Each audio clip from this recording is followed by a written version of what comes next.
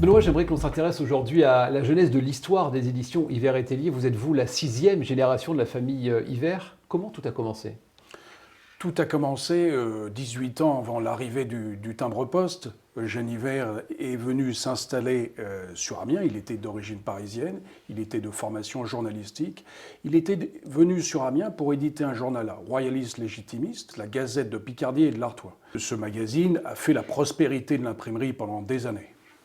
Alors, Eugène, c'est la première génération. La deuxième génération arrive avec Henri, son fils. Henri prendra la continuité, il éditera l'Écho de la Somme, il fera prospérer cette imprimerie qui avait déjà pris un élan formidable sous la houlette d'Eugène Yver, et surtout, il la mécanisera, il va la motoriser. C'est l'arrivée de la force vapeur, on mécanise, on n'est plus sur des machines à bras, on mécanise les machines à imprimer pour passer cette fois-ci au mode purement industriel. Alors, on est toujours là sur l'imprimerie, le timbre n'est pas encore arrivé. Arrive la troisième génération et c'est Louis.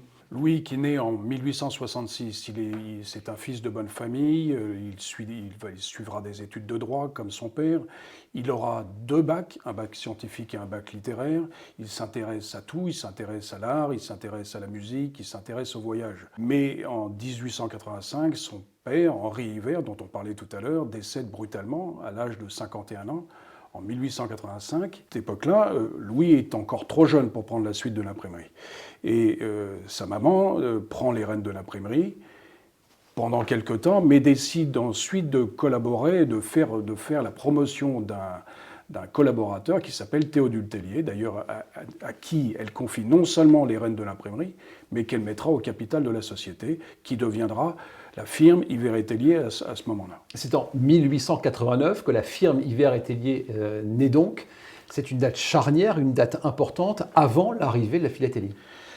C'est une date charnière parce qu'elle scelle un peu la collaboration entre Louis Yver et Théodule Tellier. Théodule qui a cette double mission à la fois de diriger l'imprimerie et de former le jeune Louis Yver au métier des arts graphiques.